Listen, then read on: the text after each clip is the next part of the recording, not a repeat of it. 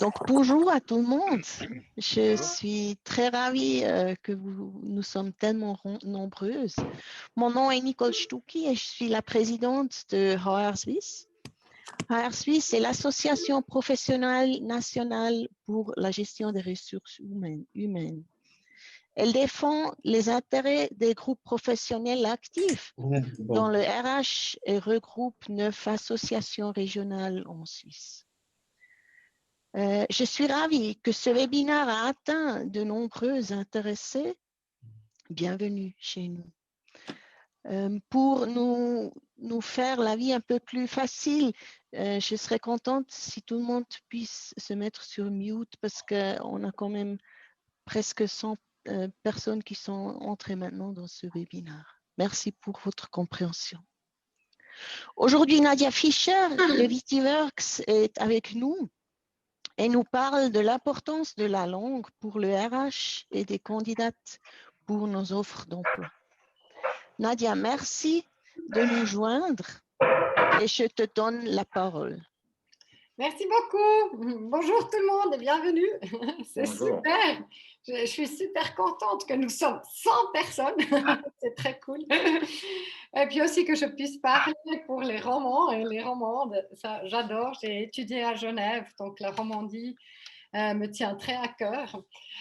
Et puis, quand même, mon français, des fois, ça manque un peu des mots. Donc, si je cherche un mot, criez-le dedans. Ça serait super.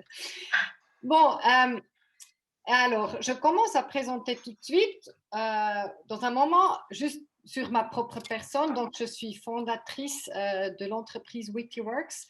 Wikiworks aide les entreprises à recruter la diversité, disons des talents avec des horizons divers. Et des horizons divers, ça veut dire peut-être d'autres nationalités que celle suisse ou d'autres couleurs de peau ou d'autres genres.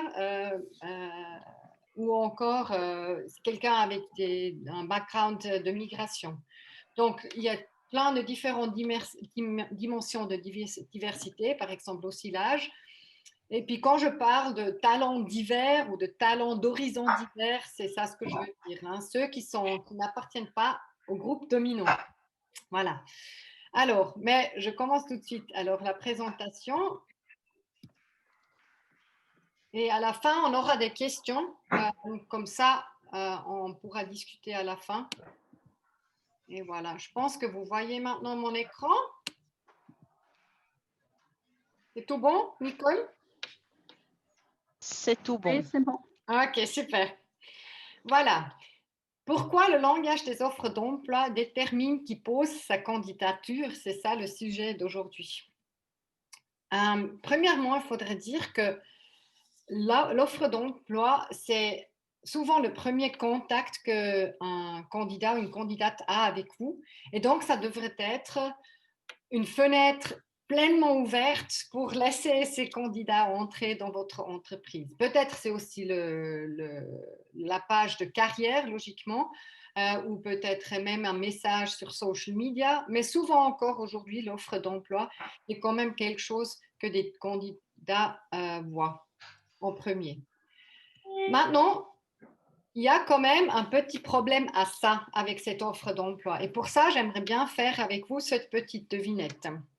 Donc, je vous demande, quelle est ici la différence entre le champ A et le champ B? Donc, ouvrez les micros et petit, dites-moi. L'ombre. L'ombre, oui. Encore une autre différence? La couleur. La couleur. Voilà, c'est quelle? Blanc et noir. Voilà, le A est foncé, puis le B est clair. Ouais. OK, d'accord. Maintenant, avec le prochain clic, moi, ce que je vous fais, c'est que je vous enlève votre réflexe qui est inconscient. On a dans le cerveau des réflexes inconscients. Et puis, avec le déclic, avec le prochain clic, je vais éliminer ça. Je vais vous faire voir la vérité. Attention. Et voilà, le champ A et le champ B ont en fait exactement la même couleur. Alors ici, je ne vous truque pas, c'est vraiment le cas, ils ont la même couleur. Ce que fait notre cerveau dans ce cas, c'est que à cause de ce cylindre qui jette cette ombre sur l'échiquier, le cerveau essaie quand même de combiner et de comprendre très vite l'environnement. Et puis, parce que nous, on sait, on a appris comment est constitué un échiquier, le cerveau fait exactement ça, ce qui nous fait comprendre l'environnement, c'est-à-dire il interprète que A doit être foncé et B doit être clair. Même si ce n'est pas le cas, en fait. La vérité est vraiment que c'est la même couleur. Et puis, maintenant, je reviens. Maintenant, vous le savez, je vous ai expliqué pourquoi. Et je reviens à l'image d'avant. Et est-ce que maintenant, vous voyez que c'est la même couleur? Donc la lettre est la même couleur, mais pas le dernier. Ouais. Donc, en tout cas, moi, je vois toujours que A est foncé et B est clair, Oui. même que je le sais. Oui. Ouais. Ok, j'espère vous aussi, ou peut-être il y a des gens en fait qui arrivent à voir, qui se laissent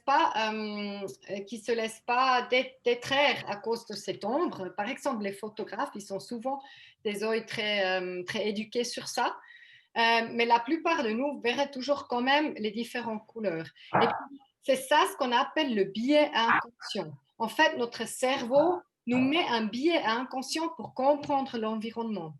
C'est super important dans notre vie, ces biais inconscients, parce qu'avec ça, on arrive à comprendre l'environnement beaucoup plus vite, ou ça aussi, ça nous sauve la vie, en fait, dans beaucoup de cas. Si par exemple, vous êtes à une rue et puis vous voulez traverser la rue, mais tout à coup, vous entendez un bruit, ben, vous n'allez pas aller dans la rue parce que ce bruit, directement, le réflexe est à bruit, à la rue, ça veut dire que c'est quelque chose de dangereux. Et si on ferait ça avec notre cerveau conscient, on serait beaucoup trop lent parce que le cerveau conscient, il est beaucoup plus lent que le cerveau inconscient. Donc ça, c'est ce qu'on appelle le biais inconscient. Maintenant, pour vous montrer ça aussi dans le langage, dans la langue, qu'est-ce que le biais inconscient, quelle influence il a sur la langue. Et là, j'aimerais bien que vous lisez cette petite histoire.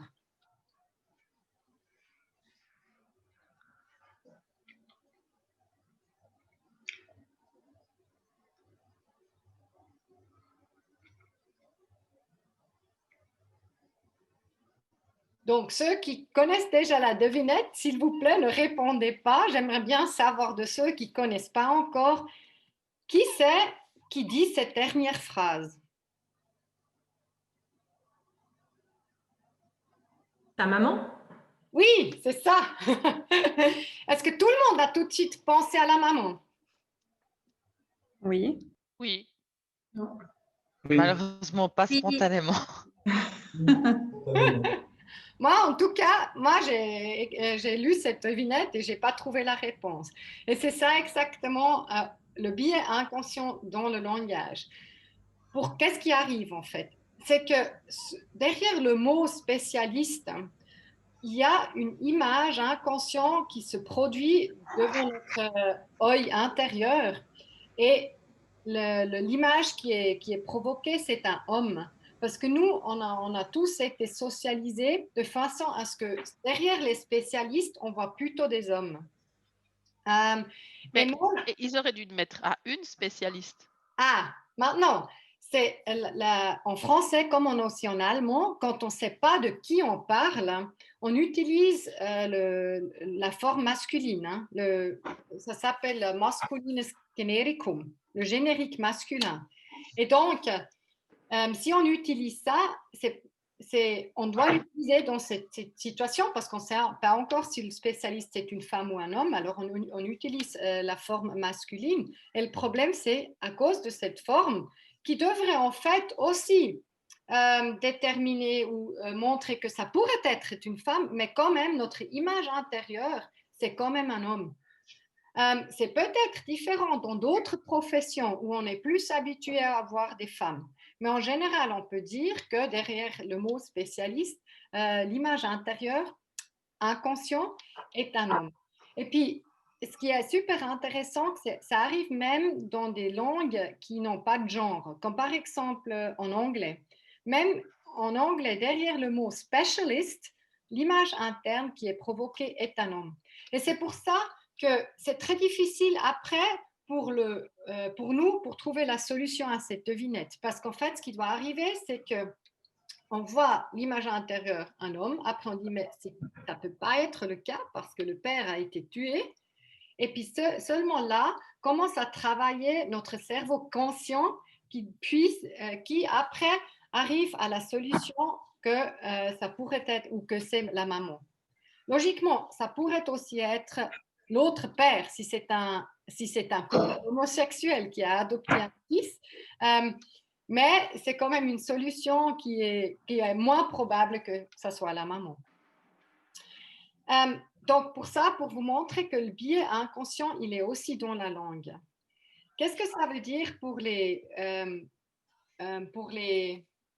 travail, pour l'environnement du travail? C'est que le langage, on peut vraiment dire, déclenche un cosmos d'images inconscientes.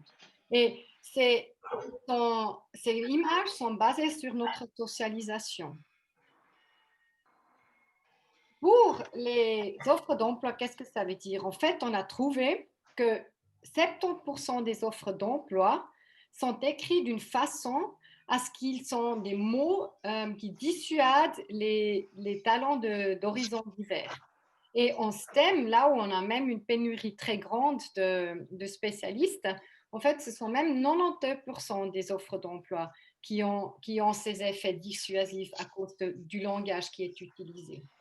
Qu'est-ce que ça veut dire? Si par exemple, dans une offre d'emploi, vous écrivez vous êtes une personne ambitieuse ou bien chez nous, la performance, elle est très importante et on travaille sur des tâches exigeantes ou encore, nous sommes une équipe très jeune et dynamique.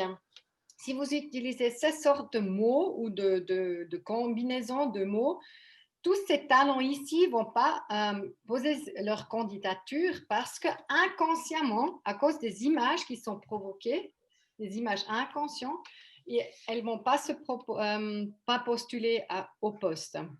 La personne qui va postuler, vous voyez ici, c'est la personne qui se trouve ici à gauche. Maintenant, ça, il faudrait changer parce que si vous voulez trouver des talents, il faudrait écrire l'offre d'emploi d'une façon différente. Il faudrait l'écrire avec le langage inclusif. Si vous écrivez de façon traditionnelle, en fait, votre fenêtre qui devrait être ouverte, elle est fermée. En fait.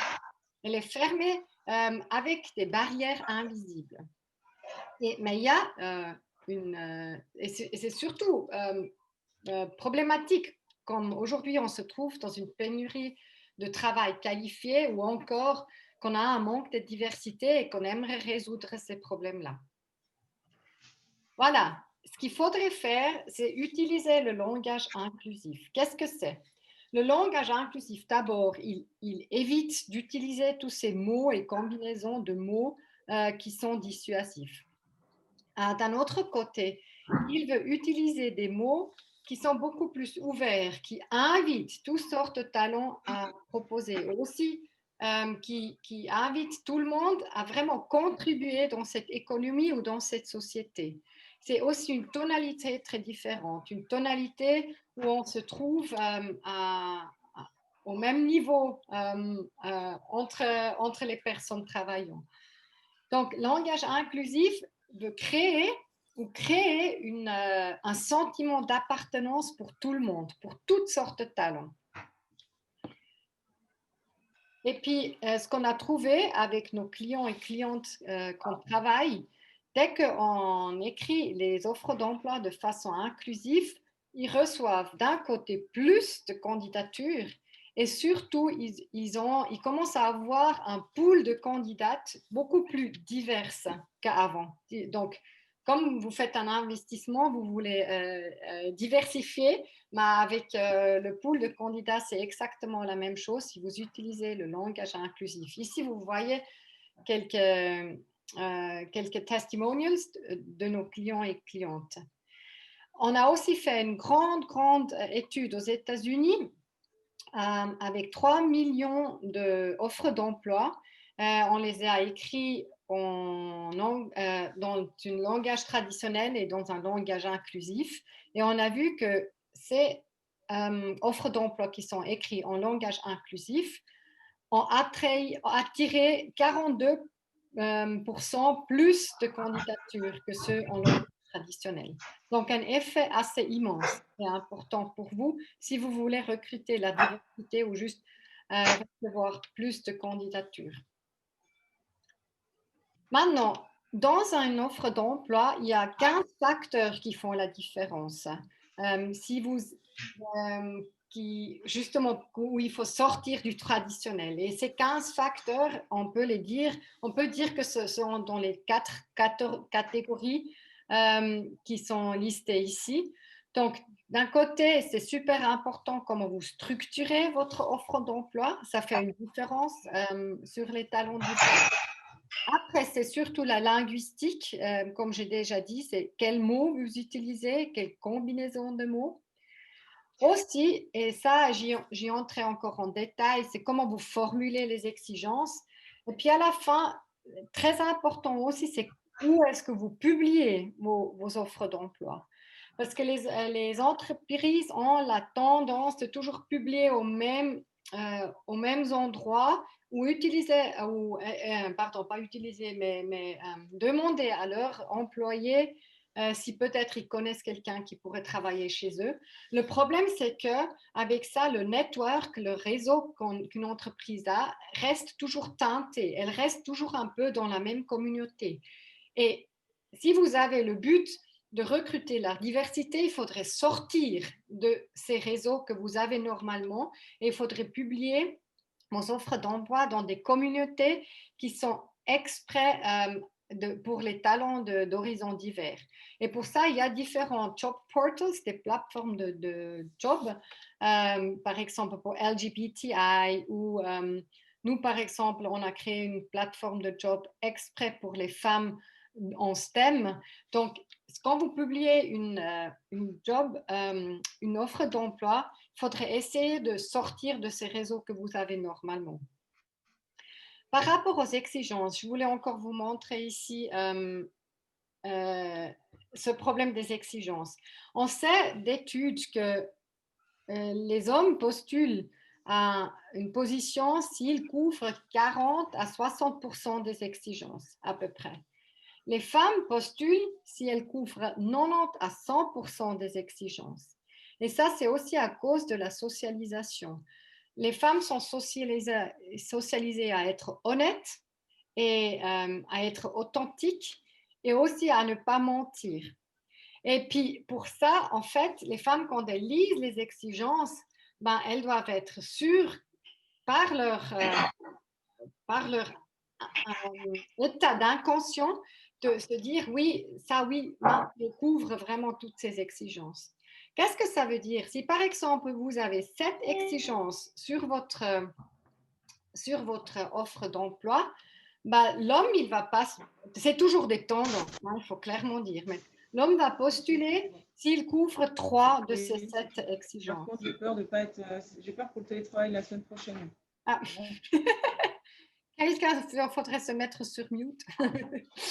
Et puis, oui, mais ça marchait en fait jusqu'à mardi. Enfin, ça marchait sans problème. Et mardi, en fait, j'étais arrivée. Allô, allô, faut vous mettre sur mute. Bon, je continue. Donc, le monsieur ici va postuler parce qu'il couvre 3 des 7 exigences. La femme, pourtant, elle couvre 5 de ces exigences, mais quand même, elle ne va pas postuler. Elle ne va pas postuler parce qu'elle n'arrive pas à couvrir 90 à 100%. Et là, la question, elle est vraiment grande. Pour vous, est-ce que vous recevez vraiment les meilleures candidatures si vous mettez trop d'exigences?